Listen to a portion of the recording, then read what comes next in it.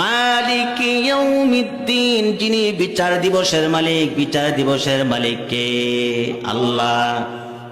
আল্লাহ পাক রব্বুল আলামিন সূরা ফুরকানের 26 নম্বর আয়াতের মধ্যে বলেন, আল মুলকু ইয়াউমা ইযিনিল হাক্কু লিররহমানি ওয়া কানা ইয়াওমান আলাল কাফিরিনা আসীরা। আল্লাহু আকবার। আল্লাহ পাক রব্বুল আলামিন বলেন, সেদিন আল্লাহ পাক রব্বুল আলামিনের রাজত্ব চলবে, আর যারা কাফের বেঈমান তাদের জন্য হবে সেদিন বড় কঠিন দিন, বিপদের দিন। কাল কিয়ামতের দিন যদি আল্লাহ তাআলা রাজত্ব করে, তাহলে আজকের এই দিনে রাজত্ব করে কে? আল্লাহ পাক রব্বুল আলামিনের রাজত্ব করে। তাফসীরে কিতাবের মধ্যে এই আয়াতের প্রাসঙ্গিক হিসাবে এসেছে। কাল কিয়ামতের দিনকে উদ্দেশ্য করে বলার কারণ হলো, এই দুনিয়াতে আমরা কথা বলতে পারতেছি, আল্লাহ পাক রব্বুল আলামিন আমাদেরকে বাক শক্তি দান করেছেন, কথা বলার শক্তি দান করেছেন। মনে যা চায় আমরা তাই বলতে পারি, চিল্লায় বলেন ঠিক কিনা? কিন্তু কাল কিয়ামতের দিন এমন হবে, আল্লাহর অনুমতি ছাড়া এই জবান মুখ কেউ লাড়তে পারবে না, শুধু আল্লাহ পাক রব্বুল আলামিন সেদিন কথা বলবে, ঠিক কিনা? আল্লাহ পাক রব্বুল আলামিন সূরা নাবার মধ্যে বলতেছেন, ইয়াউমা ইয়াকুমুর রূহু ওয়াল মালাইকাতু সাফফান লা ইয়াতাকাল্লামুন لا يتكلمون إلا من أذن له الرحمن। আল্লাহ পাক রব্বুল আলামিন বলেন, সেদিন রূহ এবং ফেরেশতা সারিবদ্ধ হয়ে দাঁড়িয়ে থাকবে, রহমানের অনুমতি ছাড়া কটু শব্দ করতে পারবে না। কি শব্দ? সবাই সারিবদ্ধ হয়ে দাঁড়িয়ে থাকবে, রহমানের অনুমতি ছাড়া কোনো কথা বলতে পারবে না।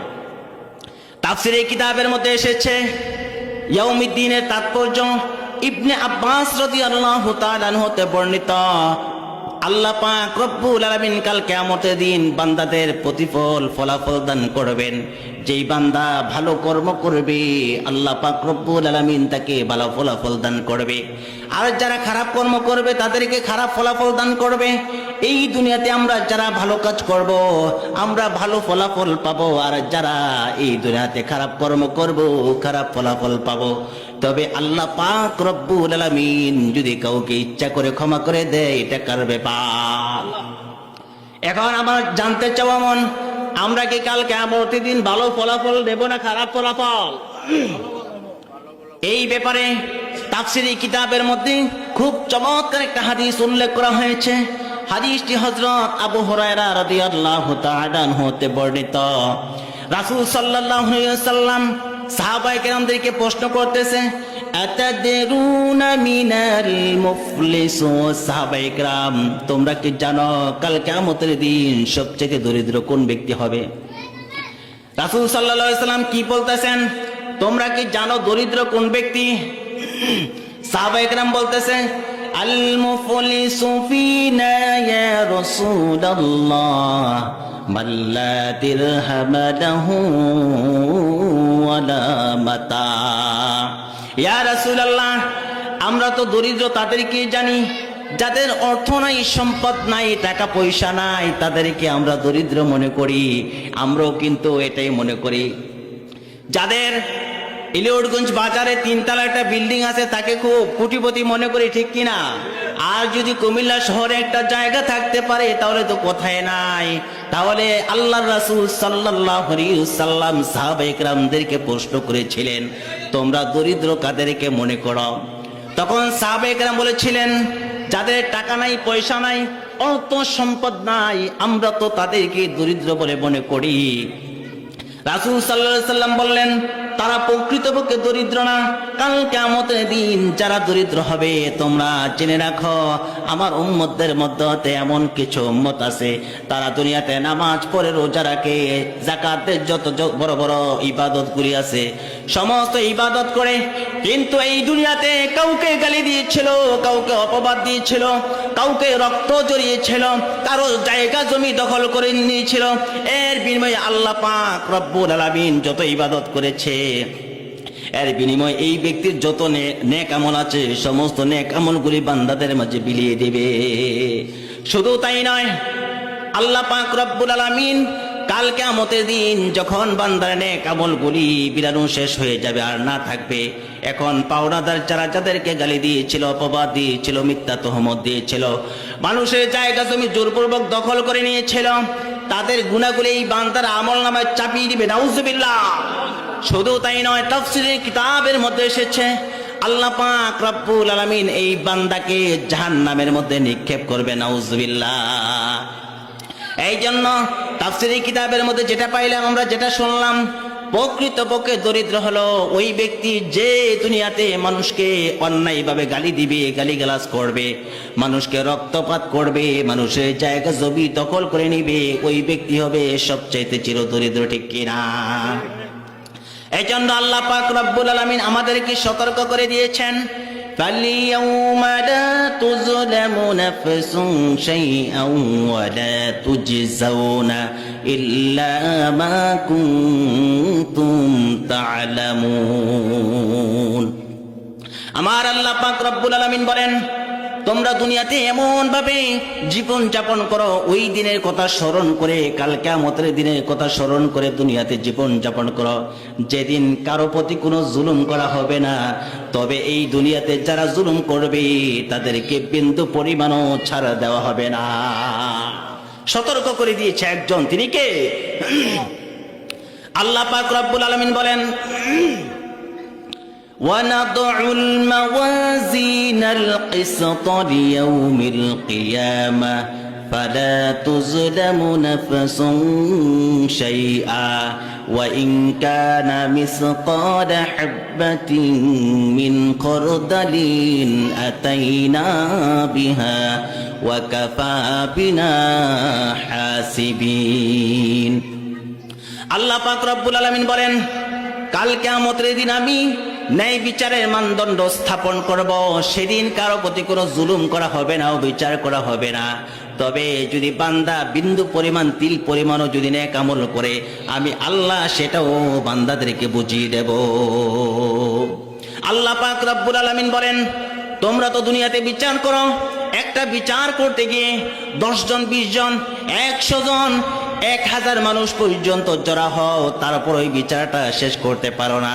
আল্লাহ পাক রব্বুল আলামিন বলেন, ওয়াকাফা বিনা হাসিবিন। আল্লাহু আকবার। আল্লাহ পাক রব্বুল আলামিন বলেন, সেদিন বিচারকারী হিসাবে আমি আল্লাহ একাই যথেষ্ট, অন্য কারো প্রয়োজন নাই। আল্লাহর বিচার এমন কঠিন হবে, কাউকে ছাড় দেওয়া হবে না। এই প্রসঙ্গে আরেকটা হাদিস আছে তাফসীরের কিতাবের মধ্যে, হযরত সালমান ফারসি রাদিয়াল্লাহু তাআলা আনহু হতে বর্ণিত।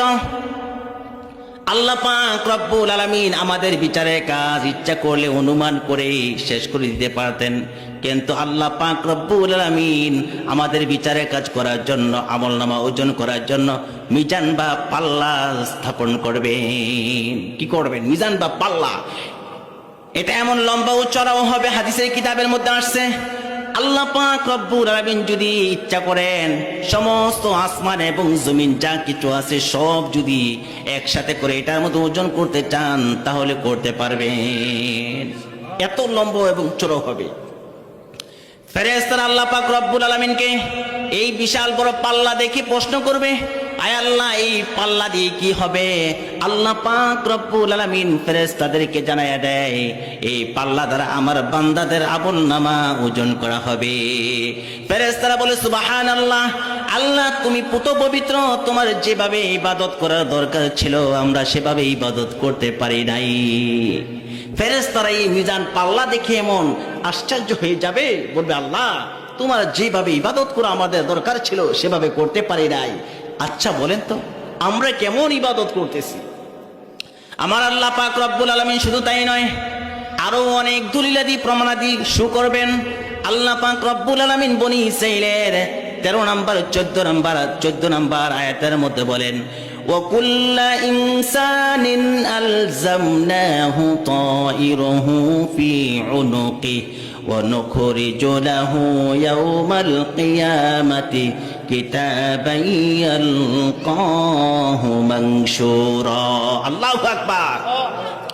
আল্লাহ পাক রব্বুল আলামিন বলেন, আমি প্রত্যেকের কৃতকর্ম তার গৃবালগ্ন করে রেখেছি।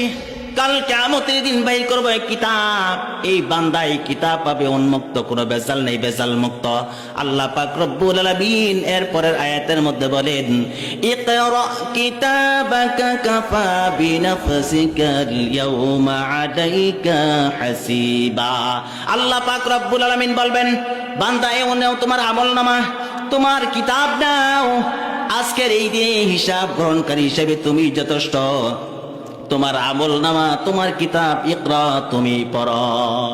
বান্দা দেখবে, তাকাইয়া দেখবে, কালা ডোমর আজকের এই দিনে মাহফিল চলছিল, যারা আজকের এই প্যান্ডেলের মধ্যে বসে আছেন এটাও দেখবেন আমলনামার মধ্যে উঠে আছে। যারা দোকানপাটে বসে বসে গল্প গুজব করতেছে, গিবত শিকায়েত করতেছে, গিয়ে দেখবে আমলনামার মধ্যে এটাও উঠে আছে। চিল্লে বলেন ঠিক কিনা? কে কোথায় কি করেছে না করেছে সব কিছু দেখবে আমলনামার মধ্যে উঠে আছে।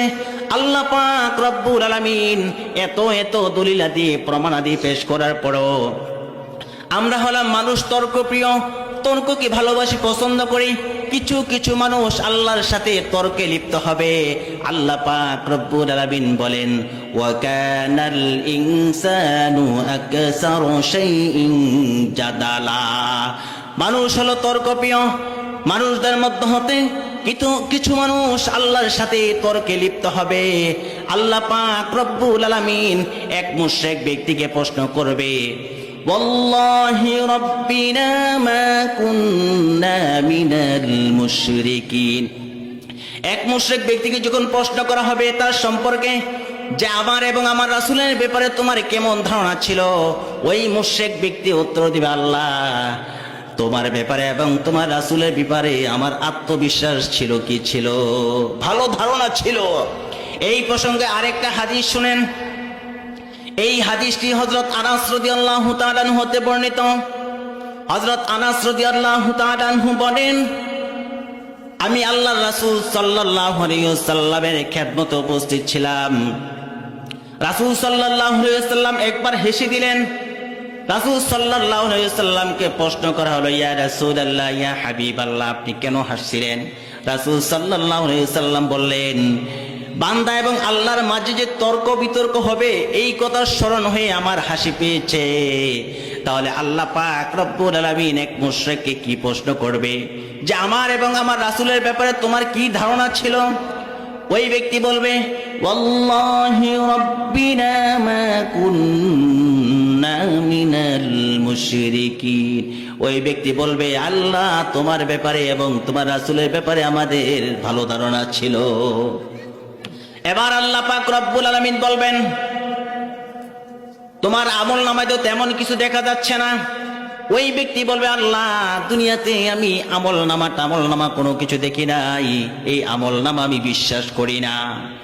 এবার আল্লাহ পাক রব্বুল আলামিন বলবেন, লাউহে মাহফুজও তেমন কিছু দেখা যাচ্ছে না। ওই ব্যক্তি বলবে, আল্লাহ লাউহে মাহফুজও দুনিয়াতে দেখি নাই, লাউহে মাহফুজও বিশ্বাস করি না। এবার বান্দা বলবে, আল্লাহ বলবে বান্দাকে, এও বান্দা আমার ফেরেশতারাও তোমার বিরুদ্ধে সাক্ষী দিচ্ছে। এবার বান্দা বলতেছে, আল্লাহ তুমি তো বলেছিলা তোমার রহমত থেকে আমাদেরকে নৈরাশ করবা না। আল্লাহ বলবেন, বান্দারে তুই আমার রহমতের ভিতরে আসিস, রহমতের চাদরের ভিতরে আসিস, আমার রহমত থেকে তোকে বঞ্চিত করা হয় নাই। এই দুনিয়াতে যত কাফের মুশরিক বেঈমান আছে, এমন কোন ব্যক্তি আছে যে আল্লাহ পাক রব্বুল আলামিন তাকে না খুঁয়ে রেখেছেন? তাহলে সবারকে আল্লাহ পাক রব্বুল আলামিন রহমতের চাদরে বেষ্টন করে রেখেছেন। ওই ব্যক্তি এবার বলবে, আয় আল্লাহ আমলনামাও মানি না, ফেরেশতাও মানি না, লৌহে মাহফুজও মানি না, বলে কি মানস? এবার বান্দা বলবে, আল্লাহ আমার পক্ষ থেকে যদি কেউ সাক্ষী দেয় তাহলে ওই সাক্ষী আমি মানি। আল্লাহ পাক রব্বুল আলামিন এই ব্যক্তির মুখের মধ্যে মোহর এঁটে দিবেন। আল্লাহ পাক রব্বুল আলামিন তার মুখের মধ্যে লাগাম টেনে ধরবেন। তার অঙ্গ প্রত্যঙ্গ আল্লাহর সাথে কথা বলবে। কার সাথে? আল-ইয়াওমা নাখতিমু আলা আফওয়াহিহিম ওয়া তুকাল্লিমুনা আইদিহিম وتشهد أرجلهم بما كانوا يكسبون আল্লাহু আকবার। এই আয়াতের তাফসীর বোঝার আগে খুব মনোযোগ সহকারে একটা উদাহরণ বোঝেন। আপনাদের এই এলাকার মধ্যে একজন চোর ধরা পড়ছে। কি ধরা পড়ছে? একজন চোর ধরা পড়ছে। ওই ব্যক্তিকে সবাই ধরে এখন প্রশ্ন করতেছে, তুমি যে এখানে চুরি করতে এসেছো, কেন এসেছো? ওই ব্যক্তি উত্তর দিচ্ছে, আমার ছেলে সন্তানের খাবার জোগাড় করার জন্য এসেছি। আমার স্ত্রী, মা বাবা যারা আছে সবার খাবার আরোহণের জন্য, খাবার জোগাড়ের জন্য আমি এখানে চুরি করতে এসেছি। এবার আপনারা সবাই সিদ্ধান্ত করলেন, যদি তোমার ছেলে সন্তান, তোমার স্ত্রী, মা বাবার খাদ্য জোগাড় করার জন্য তুমি এখানে এসে থাকো, তাহলে তোমার বাড়ির নাম্বার দাও। এই চোরের বাড়িতে আপনারা কি করলেন? যোগাযোগ করলেন। ছেলে সন্তান আসছে, মা বাবা আসছে, স্ত্রী আসছে, সবাই আসছে। আসার পর ছেলে সন্তানকে জিজ্ঞাসা করলেন, তোমার বাবা কি বলে? বলে, আমার বাবা কি বলে? তোমার বাবা বলতেছে, তোমাদের পেটের খাবারের জন্য এখানে চুরি করতে এসেছে, সে ধরা পড়েছে। ছেলে সন্তান বলে, এই বাবার পরিচয় আমরা দিতে রাজি না। আমরা কোনোদিন এই বাবাকে বলি নাই আমাদের জন্য চুরি করতে। এবার স্ত্রীকে বলতেছে, আপনার স্বামী এখানে চুরি করতে এসেছে আপনাদের কাপড় চোপড় জোগাড় করার জন্য। এবার স্ত্রী বলতেছে, এমন স্বামীর আমার দরকার নাই। মা বাবাকে প্রশ্ন করা হলো, আপনার সন্তান নাকি এখানে চুরি করতে আসছে আপনাদের জন্য। এবার মা বাবা বলতেছে, আমাদের এমন সন্তানের দরকার নাই। কথা বুঝছেন কিনা? এখন চোর ব্যক্তি বলতেছে, আফসোস করতেছে, হায় আফসোস, যেই স্ত্রীর জন্য, যেই ছেলে সন্তানের জন্য, যেই মা বাবার জন্য আজকে চুরি করতে আসলাম, এসে ধরা পড়লাম, মাইরও খাইলাম, করিও খাইলাম, আবার আমাকে থানার মধ্যেও পাঠানো হবে। কিন্তু আজকের এই দিনে আমার ছেলে সন্তান আমার পরিচয় দেয় না, আমার স্ত্রী আমার পরিচয় দেয় না, আমার মা বাবা আমাকে নিতে চায় না। ওই যে ওই ব্যক্তি আমল নামা মানে না, ফেরেশতা মানে না, লাউহে মাহফুজ মানে না। এবার ভালো করে শুনেন, আল্লাহ পাক রব্বুল আলামিন ওই ব্যক্তির মুখে লাগাম টেনে ধরবেন, মোহর মেরে দিবেন, মোহর এঁটে ধরবেন। ধরার পর এবার আল্লাহ পাক রব্বুল আলামিন ওই যে আয়াত বলেছিলাম সূরা ইয়াসিনের, আল-ইয়াওমা নাখতিমু আলা আফওয়াহিহিম ওয়া তুকাল্লিমুনা আইদিহিম وتشهد أرجلهم بما كانوا يكسبون। আল্লাহ পাক রব্বুল আলামিন তার মুখে লাগাম টেনে ধরবেন। এবার তার হাত তার বিরুদ্ধে আল্লাহর কাছে সাক্ষী দিবে, তার পা সাক্ষী দিবে, তার অঙ্গ প্রত্যঙ্গ আল্লাহর কাছে তার বিরুদ্ধে সাক্ষী দিবে।